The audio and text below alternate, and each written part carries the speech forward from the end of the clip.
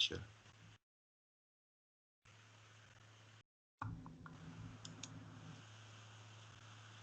Let's do this. The Cult of Hockey podcast by the faithful and for the faithful. I'm David Staples of the Edmonton Journal, and I'm here tonight with Bruce McCurdy. Hey, Bruce. Pretty good night, eh? Hey, David. I'm a happy guy tonight. You sound pretty happy, too. We needed that. We needed that. Oilers fans have needed that for a year now. It's almost a year. We haven't had that hockey high, and it was if, this is with, we're talking about Edmonton's 4-3 win here over the Winnipeg Jets. Draisaitl scores in the last second of the game to seal the win.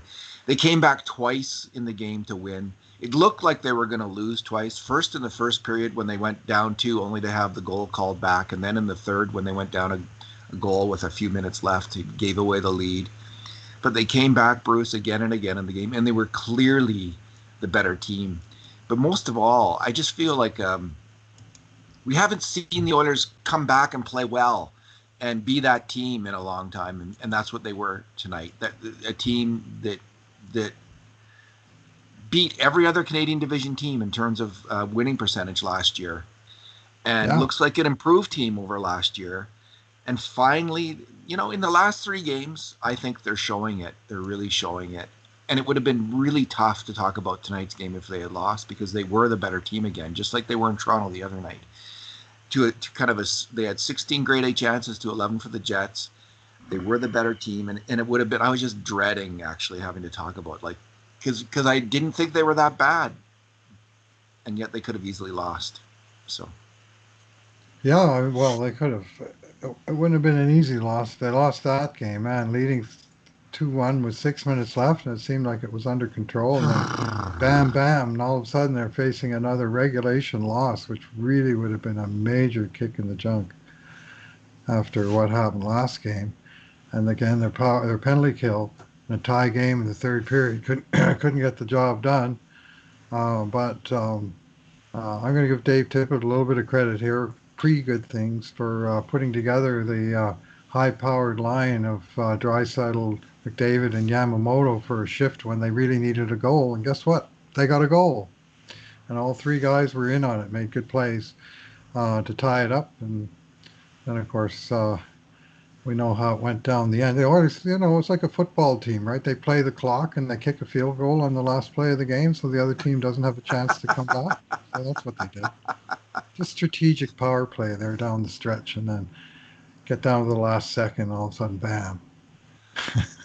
That was never in doubt. Two thrilling, 2 absolutely great passes by McDavid, Bruce. Like, it was their captain who led them in this game. I gave him an 8, but I think when I get off the computer, I'm going to bump him up to a 9.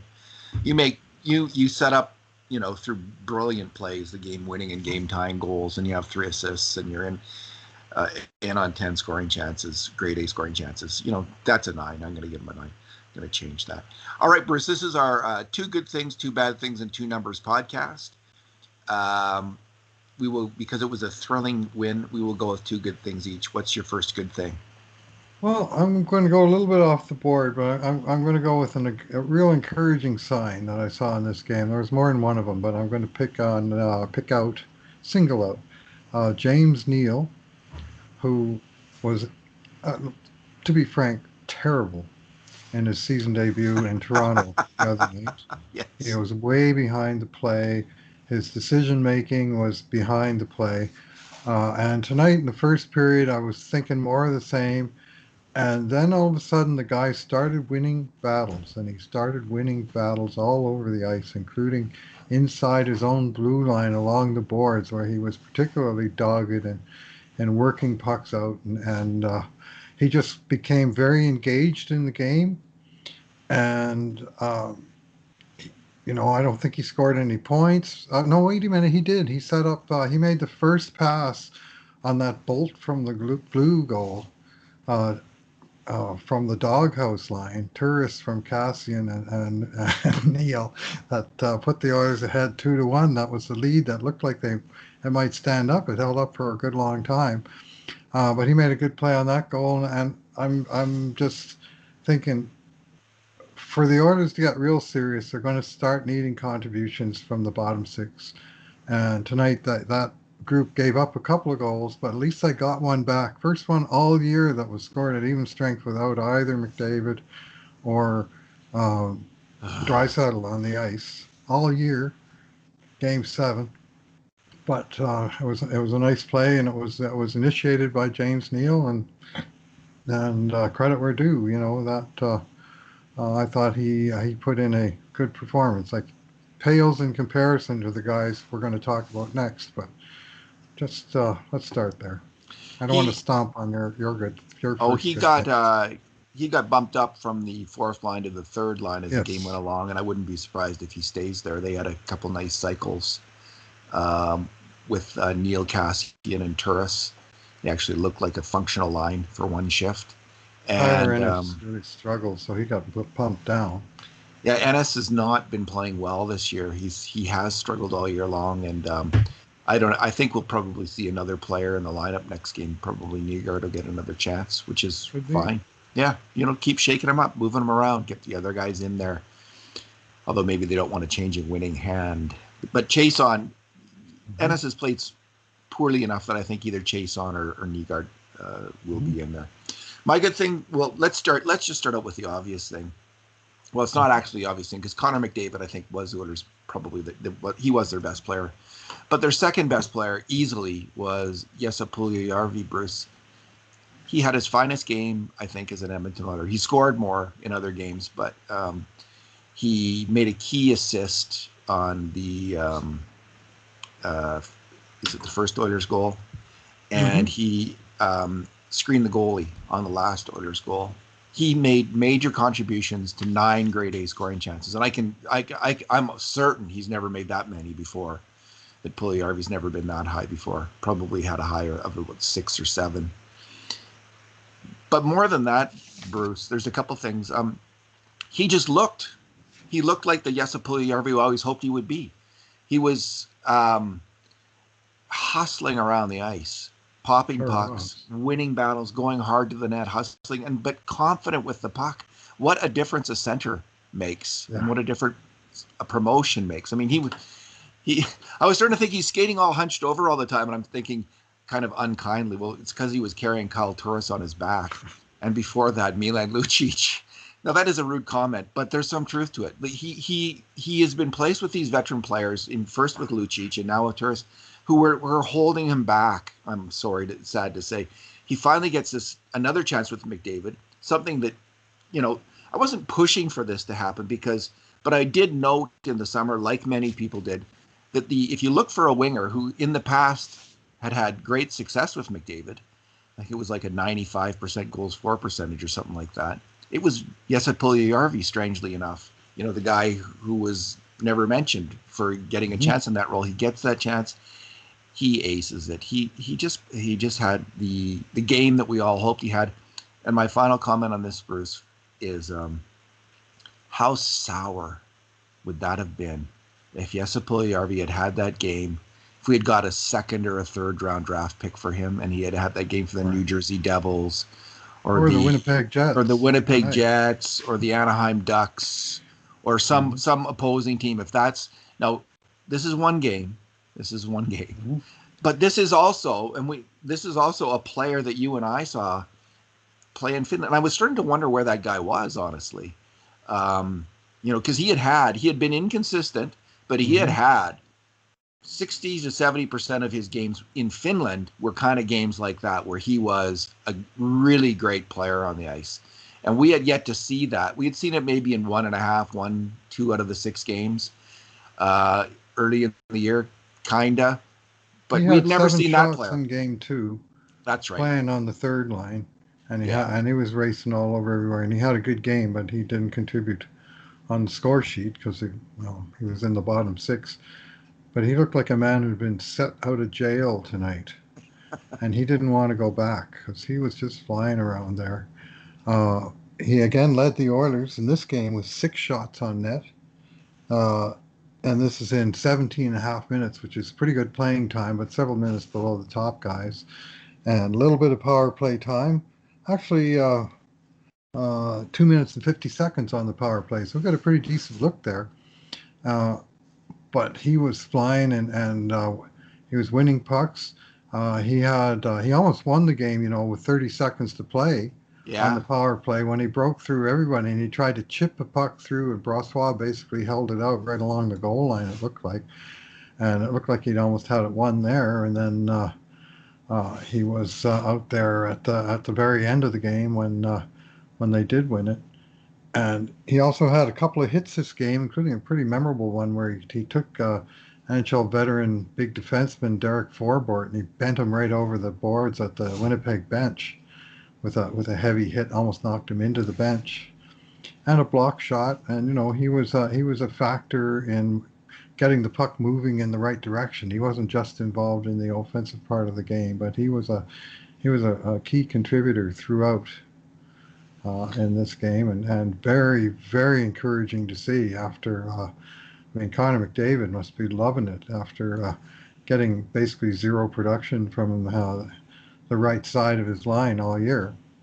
He keeps To playing like that, Puljujarvi, and McDavid's going to start passing to him, Bruce. So. he passed it to him a couple of times tonight. He put one right Well, on his tape on the 2-on-1 that he Jesse did. nearly put away. He did, and more importantly, Jesse Puljujarvi set up Connor McDavid. Yes. Swooped in behind the net in the second period, won the puck, and set it to McDavid for two, glistening grade A chances that McDavid didn't score. But that's what he has to do to earn the respect of Connor McDavid is reciprocate, make some great plays himself, and he did that this game. Bruce, what is your second good thing? I'm going to piggyback on Jesse Puljujarvi with his two line mates, Connor McDavid and Ryan Nugent-Hopkins. And I just exclaim about what an excellent game they had as a line.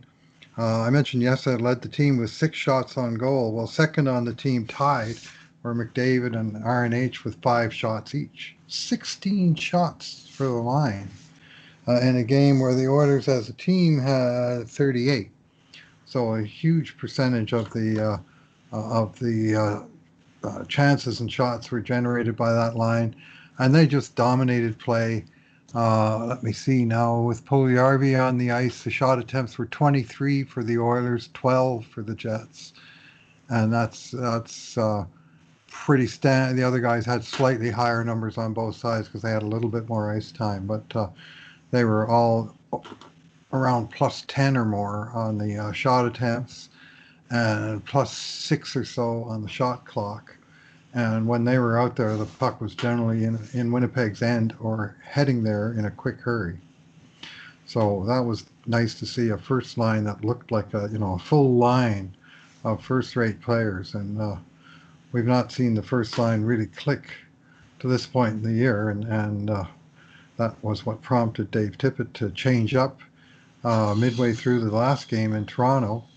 And he, to his credit, he went back to Jesse Puljujarvi from the start of this game, and to Puljujarvi's credit, he seized the day and made the most of his first opportunity. Now, of course, the question is, can he come out and put those kind of performances out there on a semi-regular basis?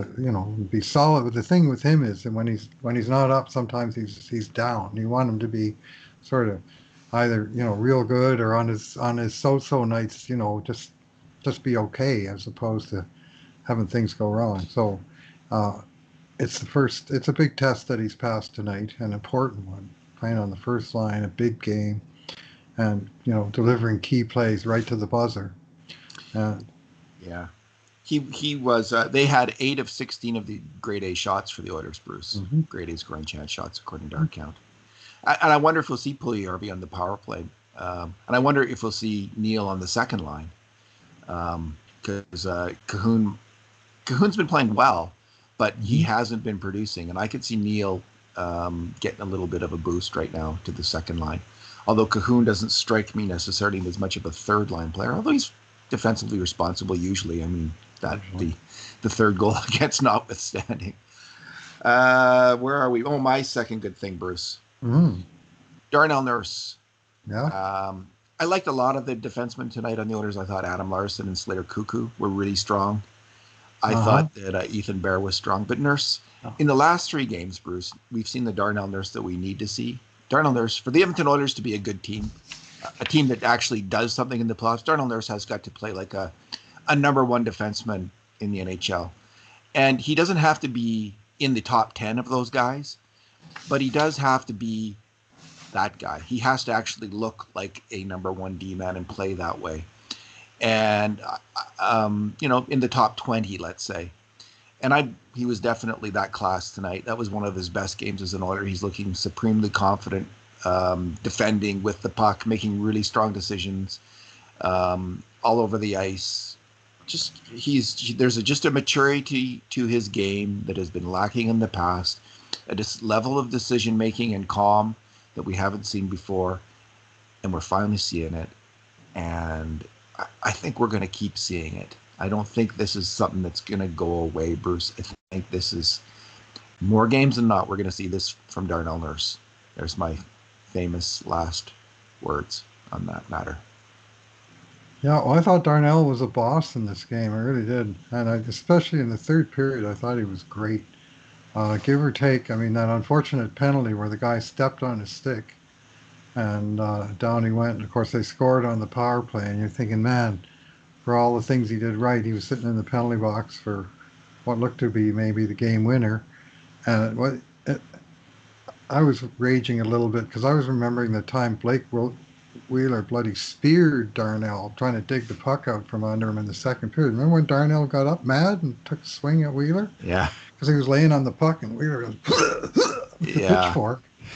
And of course, no penalty for that. But anyway, let's not go there. The game's over. We won. First, the refs got it. Listen, we can't complain about the refs tonight because they got the key call right. I'm not complaining about them. They got the key call right on that goal, the disallowed goal. I mean, that was huge. Yeah. And the refs got that call. Or was it the refs? Or it wasn't the refs. Yeah, they did. It was a tablet call. It was a coach's challenge. Yeah. Because Koskinen reached up to grab the puck and the guy swung his stick, missed the puck, but he caught Koskinen's glove, which is why the puck bounced off Koskinen's glove and in. They got it absolutely right. Yeah. But to their credit, they got it right. So, yes. Somebody wrote on Twitter, his wife came by and asked him how the game was going. And he said, well, we were behind 2-0, but now we're ahead 2-1. And she said, oh, that's fine, dear. And he was right. I mean, the scoreboard did say 2-0 at one point. So, anyway, it was that was a key moment. And they did make other calls. I did not like that spear by Wheeler. I thought that was dirty. So. Okay, what is your bad thing? Oh, bad thing. Oh, one of my pet peeves. I got a few pet peeves that I've developed over the years. One of them is shooting the puck back into your own end with other opponents trapped there to make them onside when you actually had the puck out. Another is sort of an equivalent play where you have the puck outside your own blue line, but you haven't gained center yet, and you ice the darn thing. And the referee or linesman picks it up and brings it back into your own zone and legalizes the other team. Well, that's what Zach Kassian did. In the seconds leading up to the first Winnipeg goal, which came off the face-off, that followed, that was unnecessary because the Oilers had gotten the puck out and he had full control of it, and he decided to dump it in 5 feet outside of center. So, of course, icing happens, face-off, lose the face-off, lose a couple puck battles, bam, in the net. And, I mean, you can make that mistake 20 times before it'll cost you a goal, but tonight, Zach Kassian made that mistake, and it did cost him a goal. So that's one example. I saw a few bad line changes that you might talk about, or just poor coverage decisions at times that left me a little bit cold. With too many men on the ice penalty that didn't make any sense at all because they had 4 forwards clearly on the ice, 2 right wingers.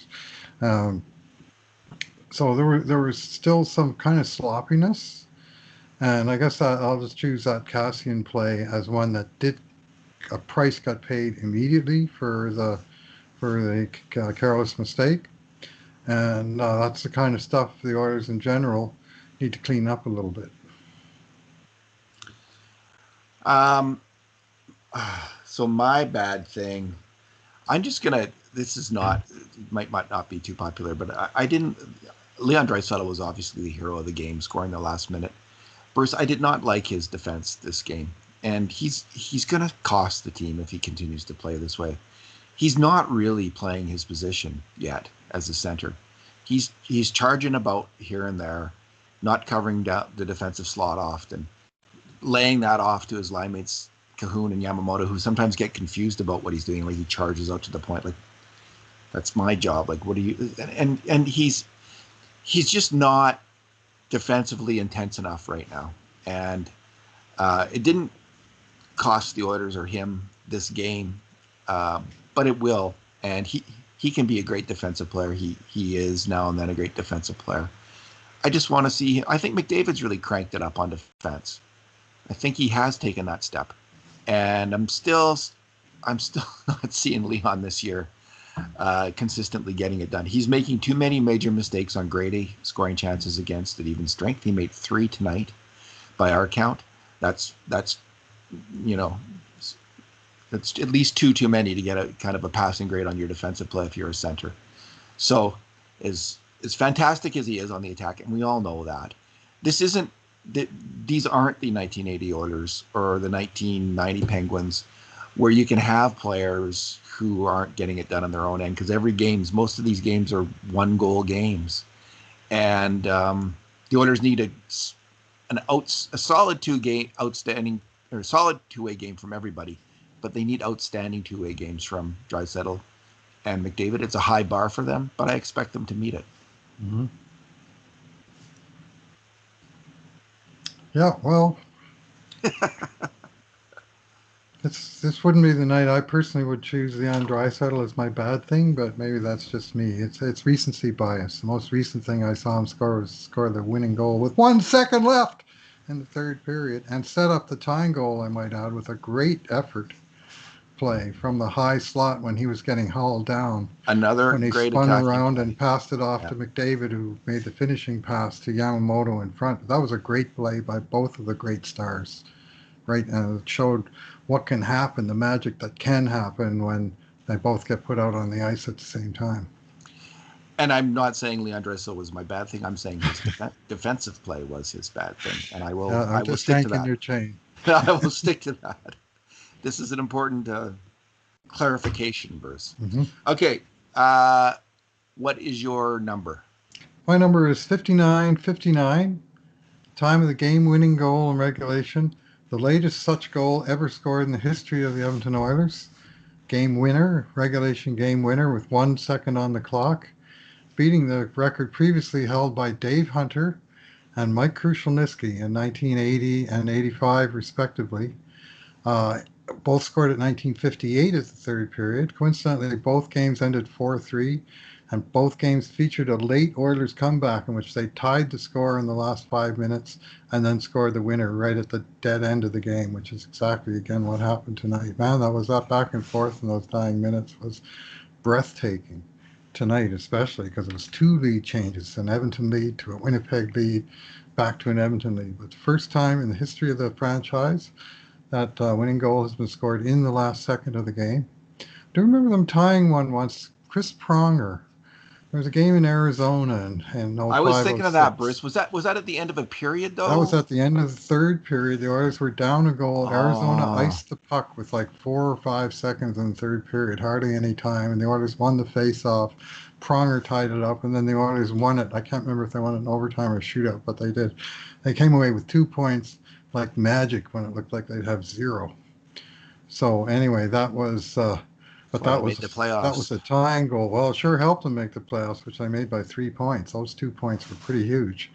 Anyway, that was the only comparable that I could come up with that happened in the absolute last second of play. That was, a game changer.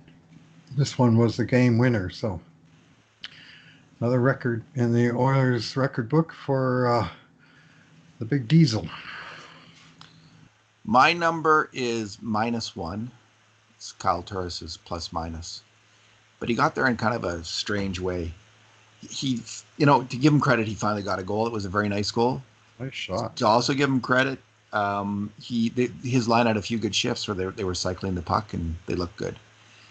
But man, Bruce, 3 times by our count, pucks went right through him into the defensive slot for bang bang chances, or went cross seam, and that includes the third goal and the first goals against. They went. He just didn't cover his man at the side of the net on the first goal. Mm-hmm. He allowed the cross seam pass. He was closest to the puck carrier on the cross seam pass on the third goal. Right. And then on that incredible chance in the second period where Perreault got it, cruised down the middle of the slot between Ennis and Kassian, and took the pass in the middle, and then put it off to Appleton, who almost slammed it in. That also went through Turris beside the net, and it's obviously too early to make complete judgments of these players, and he could still obviously crank it up and become useful. But it's been kind of a rocky start. I'm glad that he scored. That was a hell of a snipe, but he can't have those kinds of defensive mistakes. And I know, like, you could see his reaction on these goals. He knows, like, he is a veteran player. He knows that he screwed up. I could see the disappointment in himself that he exhibited. Well, fair enough. But he's got to. He should be disappointed, and he's got to crank it up. And at this point, I'm still expecting well. Like, I'm going to give, like, in terms of my expectations, yeah, he's been off the ice. All these guys have been off the ice. They're still getting it together. We've seen dramatic improvements in certain players, like especially like Nurse and Bear, within the last 2 or 3 weeks. So others are going to improve still and get better. And I hope Turris is in that category, and I expect him to be. Yeah, well, it was. I mean, that was the first goal all year. I think I might have mentioned this before. Scored with 5-on-5 by the bottom six, and I mean, as you say, it still wound up -1. But the whole point of bringing in the Turris and a more offensive third line was that they might be giving up goals, but they should be getting some back. Well, finally they got one back, and that's pretty big. I mean, you can say -1, and you can also say, well, the one goal he did score was the difference in a 1-goal lead in a 1-goal game. If he just doesn't score at all and goes -2, then anyway, so it's nice to see him something had to start going right for the guy. Holy moly. That's true. His first few games has just been almost a nightmare. Yeah, maybe it was just there's a bad fit with Puljujarvi. Maybe he needs to be with more kind of physical, kind of grinding cycle players, and maybe Neil and Kassian or Neil and Chason. Like, they had that line with Kara, Chason, and Neil. It was a very good line in the playoffs. Well, maybe Turris can fit in the middle of that, because I actually do think he's quite a canny player. Like, he does seem to, until this game, and a little bit of it's bad luck, but until this game, he had been covering the defensive slot fairly well. So, but he hadn't been creating much on the attack at all, and still hasn't, other than that goal. So, well, it's still early days with him. Let's see where he's at in a month, and we can comment then. I mean, the fortunes and the reputations of Edmonton Oilers players shoot up and shoot down. I mean, last game people were talking about benching Adam Larsson, for instance. I thought Adam Larsson played just a really solid hockey game tonight, and I didn't expect he would be benched, because I know he gives the Oilers something that other defensemen don't give them. He's got such a strong and heavy stick, and he's nasty. And Nurse has that a little bit, but Larsson even more so. So my point is that Larsson, I think, I don't know what people are saying. I haven't been on Twitter, but I think he played a really strong game, and maybe there's some recognition of that. And it's going to be up and down for some of these players early on. If you're one who goes to the Church of Corsi, you're not going to be too happy with Adam Larsson's +8 -24 and shot attempts. Like, the puck was in Edmonton's end when he was out there. He did make some key defensive plays and played a heavy, hard game.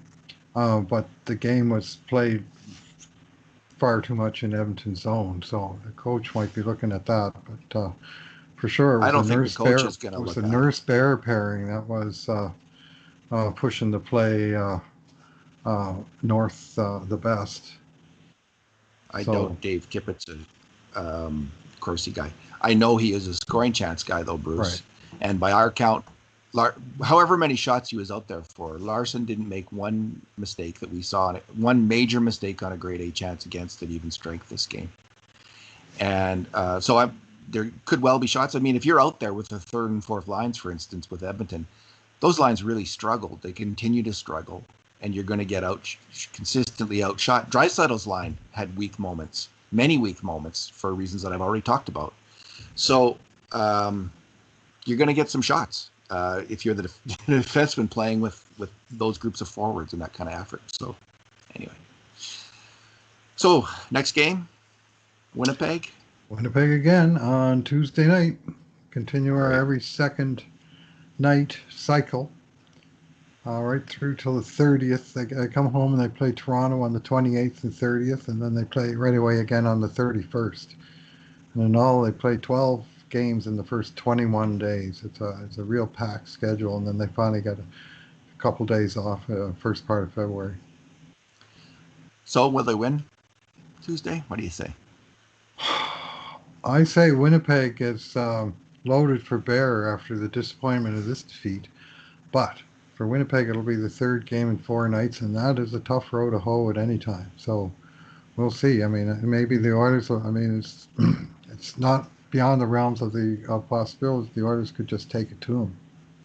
I think they're going to win. Game. Yeah. Winnipeg's defense doesn't look that strong to me. And, Edmonton's top players can take advantage of that. So, here, I mean, wishful thinking, but maybe Edmonton puts up 4 or 5 goals and wins slightly more comfortably than tonight, which, of course, in reality was never in doubt, but it was... Well, they'll have their top goalie in that, right? They'll have Hellebuck, won't they? Yes, 100%. So, but it wasn't like Brossoit was a slouch tonight. He played a pretty darn good game, I thought. Like, he made a lot of great saves. 38 shots, that's a lot of rubber. Yeah. That was an action-packed game, really. This was a very exciting game. I love this game. 2 good games in a row. And finally the Oilers won the second one. All right, Bruce, thanks for talking tonight. Yeah, thanks for listening, everyone. And in the meantime, and in between times, this has been another edition of the Cult of Hockey podcast.